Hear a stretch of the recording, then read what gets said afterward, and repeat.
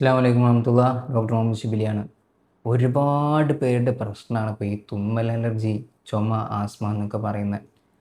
എന്തോരം ബുദ്ധിമുട്ടുന്നതല്ലേ. രാവിലെ എണീറ്റ് കഴിഞ്ഞാൽ തുമ്മന്നെ. രാവിലെ 10 മണി വരെ തുമ്മുന്നവരുണ്ട്, വൈകുന്നേരം വരെ തുമ്മുന്നവരുണ്ട്. തൊണ്ട ചൊറിച്ചിൽ ഇങ്ങനെ ശബ്ദം ഉണ്ടാക്കിയിട്ട് വീട്ടിൽ നിന്ന് വേറെയുള്ള ആൾക്കാർ ചീത്ത പറയുന്നത്, കണ്ണ് ചൊറിച്ചിൽ, ചെവി ചൊറിച്ചിൽ തുടങ്ങി ഒരുപാട് ബുദ്ധിമുട്ടുകൾ. അലർജിൻ്റെ പല പല രൂപങ്ങൾ, കയ്യിൽ അവിടെ ചൊറിഞ്ഞിട്ട് കറുപ്പ് നിറാവുന്ന, എന്തെങ്കിലും ഭക്ഷണം കഴിച്ച് കഴിഞ്ഞാൽ പൊങ്ങി വരിക, ഇങ്ങനത്തെ ഒരുപാട് പ്രശ്നങ്ങളാണ് ഈ അലർജിനെ കൊണ്ടുണ്ടാക്കുന്നത്. എന്നാൽ ഈ അലർജിൻ്റെ പ്രധാനപ്പെട്ട രണ്ട് ആളുകളെ കുറിച്ചാണ് ഞാൻ ഇന്ന് പറയാൻ പോകുന്നത്. കാരണം അത്രയും ഇമ്പോർട്ടൻ്റ് ആണ് അതിനെക്കുറിച്ച് നിങ്ങൾ അറിഞ്ഞിരിക്കുക എന്നുള്ളത്. ഈ രണ്ടാളുകളെ ജീവിതത്തിൽ നിന്ന് മാറ്റി നിർത്തുമ്പോൾ തന്നെ നല്ല മാറ്റം അലർജിക്ക് നമുക്ക് ഉണ്ടാക്കി തരാൻ പറ്റാറുണ്ട്. അതിന് വേണ്ടിയിട്ടുള്ള കാര്യങ്ങൾ വളരെ വ്യക്തമായിട്ട് ഞാൻ നിങ്ങൾക്ക് പറഞ്ഞുതരും. വീട്ടിൽ അതുപോലെ പ്രാവർത്തികമാക്കി കഴിഞ്ഞിട്ടുണ്ടെങ്കിൽ നിങ്ങൾ സിട്രസിൻ എടുക്കേണ്ടി വരില്ല, ക്ഷീണിച്ച് കിടക്കേണ്ടി വരില്ല, അതിന് വേറെ ട്രീറ്റ്മെൻറ്റ് ഒന്നും തേടി പോകേണ്ടി വരില്ല, നല്ല കുറവ് നിങ്ങൾക്ക് കിട്ടുന്നുള്ളതാണ്. അപ്പോൾ അതിൽ ഒന്നാമത്തെ ആൾ ഡസ്റ്റ് മൈറ്റുകളാണ്. ഡെർമറ്റോഫാഗോയിഡ്സ് എന്നൊക്കെയാണ് അതിൻ്റെ സയൻറ്റിഫിക് ആയിട്ടുള്ള പേരുകൾ വരുന്നത്.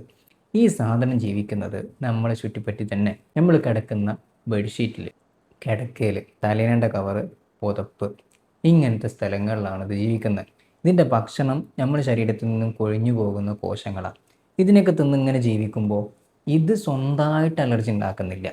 പക്ഷേ ഇത് തിന്ന് പുറത്തേക്ക് തള്ളുന്ന വേസ്റ്റുകൾ ഉണ്ടാവില്ലേ, ഇതിൻ്റെ കാഷ്ടം, ഈ കാഷ്ടമാണ് നമുക്ക് ഈ അലർജി ഉണ്ടാക്കുന്നത്. അതൊരു പൊടി രൂപത്തിൽ നമ്മളെ മൂക്കിലേക്ക് അടിച്ച് കയറി പല ആളുകൾക്കും രാവിലെ തുമ്മാനുള്ള കാരണം ഇതും കൂടിയാണ്. നമ്മൾ കിടക്കയിൽ കിടന്ന് എണീറ്റിട്ട് ഈ ഒരു സാധനം ശ്വസിച്ചിട്ടുണ്ടാവും. ഇത് കാരണം രാവിലെ എണീക്കുമ്പോൾ തുമ്മൽ തുടങ്ങും. അതുപോലെ ഇത് ചത്തുപോയിട്ട് ഇത് ഉണങ്ങി ഇതിൻ്റെ ചെറിയ ചെറിയ ബോഡി പാർട്സുകൾ, കാല്, അങ്ങനത്തെ സാധനങ്ങളൊക്കെ മൂക്കിലേക്ക് അടിച്ച് കയറി ഇതും അലർജി ഉണ്ടാക്കാറുണ്ട്.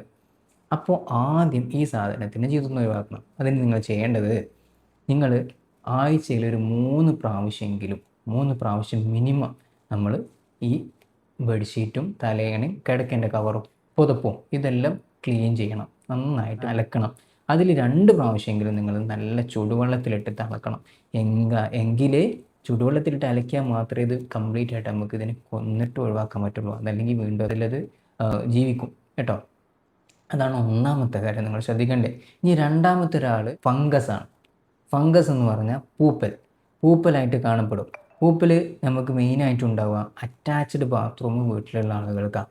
ഈ അറ്റാച്ച്ഡ് ബാത്റൂമിൻ്റെ പ്രത്യേകത, നമ്മൾ എത്ര ടൈൽസ് ഒട്ടിച്ചാലും ഈ ടൈൽസിൻ്റെ ഉള്ളിലൂടെ ഊന്നിറന്ന് ഈ ചുമരിലേക്ക് ചെറിയ നനവ് വരും. അപ്പോൾ ഈ ചുമരിൻ്റെ അപ്പുറം ഭാഗം, ഉദാഹരണത്തിന് അതിൻ്റെ ബാക്കിൽ നമുക്ക് ടോയ്ലറ്റ് ഉണ്ടെങ്കിൽ ആ ടോയ്ലറ്റിൻ്റെ ഇപ്പുറ ഭാഗം എന്ന് പറയുന്ന ഈ ചുമരുണ്ടല്ലോ, ഇതിൽ നമുക്ക് പൂപ്പലുകൾ വരും. ആ പൂപ്പലിൻ്റെ പ്രത്യേകത, ഒരുപാട് സ്പോറുകൾ അതിങ്ങനെ റിലീസ് ചെയ്യും. ചെറിയ ചെറിയ പൊടികളാണ്. ഈ പൂങ്കൊടി റിലീസ് ചെയ്യുന്നില്ലേ, അതേപോലെ ഫംഗസ് റിലീസ് ചെയ്യുന്ന സ്പോറുകൾ, അത് ഭയങ്കര അലർജിക്കാണ്. സിവിയർലി അലർജിക്കായിട്ടുള്ള സാധനമാണ് ഈ ഫംഗസ് റിലീസ് ചെയ്യുന്ന സ്പോർ എന്ന് പറയുന്നത്. ഇതുണ്ടെങ്കിൽ ഒരു ജന്മത്ത് അലർജിയുള്ള ആളുകൾക്ക് അലർജി മാറൂല. അത് എഴുതി വെച്ചോളി കേട്ടോ. അപ്പോൾ അത് റിമൂവ് ചെയ്യണം. അതല്ലെങ്കിൽ നമ്മൾ സിട്രസിൻ കഴിച്ചാൽ വരെ ചിലപ്പോൾ മാറിക്കോണമെന്നില്ല, അങ്ങനത്തെ അവസ്ഥയിലുണ്ടാവും കേട്ടോ. അപ്പോൾ അതെന്ത് ചെയ്യുക, ഒഴിവാക്കുക. അതെങ്ങനെ ഒഴിവാക്കുക? ഈ പൂപ്പിൽ കണ്ട ജസ്റ്റ് നമ്മൾ വെള്ളം കൊണ്ട് തുടച്ചാൽ അത് ക്ലീനായി പോകില്ല. ഒന്നെങ്കിൽ ബ്ലീച്ചിങ് പൗഡർ നല്ല വെള്ളത്തിൽ കലക്കിയതിന് ശേഷം അതിലൊരു ശീല കഷ്ണം, ഒരു ക്ലോത്ത് എടുത്ത് മുക്കിയിട്ട്, ഒരു തുണിയോ എന്തെങ്കിലുമൊക്കെ ഒന്ന് മുക്കിയെടുത്തിട്ട് നന്നായിട്ട് ക്ലീൻ ചെയ്യാം. അതല്ലെങ്കിൽ വിനാഗിരിയിൽ മുക്കിയിട്ട് നന്നായിട്ട് ക്ലീൻ ചെയ്ത് കൊടുക്കുക. അതുപോലെ തന്നെ മുകളിലും വരും കേട്ടോ. ടെറസിൽ ചെറിയ ലീക്കൊക്കെ ഉണ്ടെങ്കിൽ അത് നോക്കണം. ടെറസിൽ ചെറിയ ലീക്ക് ഉണ്ടെങ്കിൽ അവിടെ ഇങ്ങനെ പൂപ്പൽ വന്ന് നിൽക്കും. ഈ പൂപ്പലിനെയൊക്കെ റിമൂവ് ചെയ്യണം ഞാൻ ഈ പറഞ്ഞ രീതിയിൽ ബ്ലീച്ചിങ് പൗഡറും വിനാഗിരിയും ഉപയോഗിച്ചിട്ട്. എന്നാൽ ഒരുവിധം നമുക്ക് ഈ അലർജി നന്നായിട്ട് ഒഴിവാക്കാൻ പറ്റും. എത്ര റിസൾട്ട് കിട്ടില്ല അറിയും. ഇത് ഒഴിവാക്കുന്നതോടുകൂടി നന്നായിട്ട് കുറയും. പിന്നെ അവർക്ക് ഈ സിട്രസിൻ എടുക്കേണ്ട ആവശ്യം, വേറെ ട്രീറ്റ്മെൻറ്റിൻ്റെ ഒന്നും ആവശ്യം വരാറില്ല. ഇതൊക്കെ ചെയ്തിട്ട് നിങ്ങൾക്ക് വരുന്നുണ്ടെങ്കിൽ നമ്മൾ ശ്രദ്ധിക്കേണ്ടത്, ഈ ലോകത്തുള്ള ഏതൊരു സാധനത്തിനോടും നമുക്ക് അലർജി വരാം. എത്രത്തോളം നമ്മുടെ പെന്നിൻ്റെ റബ്ബർ ഉണ്ടല്ലോ, ചില ആളുകൾക്ക് ഇങ്ങനത്തെ പെന്നിൽ വരുന്ന ഈ റബ്ബർ വരെ, ഇതിൻ്റെ പുറത്ത് വരുന്ന ഈ പൊടി വരെ അലർജി അടിച്ചിട്ട് ഈ സ്കിന്നിലെ ഇൻഫ്ലമേഷൻസും സ്കിന്നിൻ്റെ പൊളിഞ്ഞു പോകലും ഒക്കെ ഉണ്ടാവാറുണ്ട്.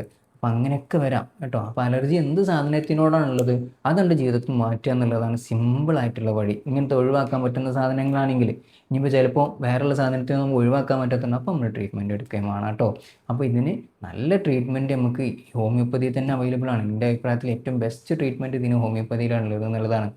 അപ്പോൾ നിങ്ങൾക്ക് അടുത്തുള്ള ഹോമിയോ ഡോക്ടറെ ബന്ധപ്പെടാം. അതല്ലെങ്കിൽ നമുക്ക് ഓൺലൈൻ കൺസൾട്ടേഷൻസ് ഒക്കെ ഉണ്ട്. നിങ്ങൾക്ക് ഇന്നെ തന്നെ വേണമെന്നുണ്ടെങ്കിൽ നിങ്ങൾ എന്ത് ചെയ്തോളൂ, ഓൺലൈൻ കൺസൾട്ടേഷൻ എടുത്തോളൂ, അല്ലെങ്കിൽ നേരിട്ട് ക്ലിനിക്കിലേക്ക് വന്നോളൂ. നമുക്ക് നല്ല രീതിയിൽ ട്രീറ്റ് ചെയ്ത് മാറ്റി കൊടുക്കാൻ പറ്റാറുണ്ട് കേട്ടോ. ഈ ഒരു കേസ് ഞാൻ കാണിച്ചു തരാം. എനിക്ക് കാലിൽ കറുത്ത ചൊറിഞ്ഞ് കറുത്ത നിറം വന്നൊരു കേസ് കഴിഞ്ഞ് 2 ആഴ്ച കൊണ്ട് രീതിയിൽ മാറ്റിയെടുക്കാൻ പറ്റി. അതുപോലെ തന്നെ ഇത് വേറൊരു കേസാണ്. അതിൽ പൊട്ടിയിട്ടുണ്ടായിരുന്നു കാലിൻ്റെ അടി, ഭയങ്കര വിള്ളൽ. ഈ കുട്ടിക്ക് ഞാൻ മെഡിസിനും കൊടുത്തു, അതുപോലെ തന്നെ ഷൂ ഇടാനും പറഞ്ഞപ്പോൾ തന്നെ ഈ നല്ല രീതിയിൽ കുറഞ്ഞു. 2 ആഴ്ച കൊണ്ട് നമുക്കത് ഓൾമോസ്റ്റ് റെഡിയാക്കി എടുക്കാൻ പറ്റി എന്നുള്ളതാണ്. അപ്പോൾ നല്ല രീതിയിൽ നമുക്ക് ട്രീറ്റ് ചെയ്ത് മാറ്റാൻ പറ്റുന്ന അസുഖം തന്നെയാണ് അലർജി എന്ന് പറയുന്നത്. ഇത് ഭയങ്കര ബുദ്ധിമുട്ടാണ്, ജീവിതത്തിൻ്റെ ക്വാളിറ്റി നല്ല രീതിയിൽ കുറക്കുന്ന ഒരു അസുഖമാണ്. അപ്പോൾ ഇതിങ്ങനത്തെ ബുദ്ധിമുട്ടുന്ന ആളുകൾക്കൊക്കെ ഈ ഒരു കാര്യം നിങ്ങൾ എത്തിച്ചു കൊടുക്കുക. ഇതുപോലുള്ള കാര്യങ്ങളൊക്കെ കേട്ട് പഠിക്കണം എന്നുണ്ടെങ്കിൽ നിങ്ങൾ സബ്സ്ക്രൈബ് ചെയ്തോളൂ. അതല്ലെങ്കിൽ ഈ ഭാവിയിലുള്ള വീഡിയോസൊക്കെ മിസ്സാവും. ഇൻഷാ അല്ലാഹ് അടുത്ത വീഡിയോയിൽ കാണാം. ഞാൻ doctor Muhammad Shibili, Wisteria health കെയറിലെ ചീഫ് മെഡിക്കൽ ഓഫീസറാണ്. അസ്സലാമു അലൈക്കും വറഹ്മത്തുള്ളാഹി.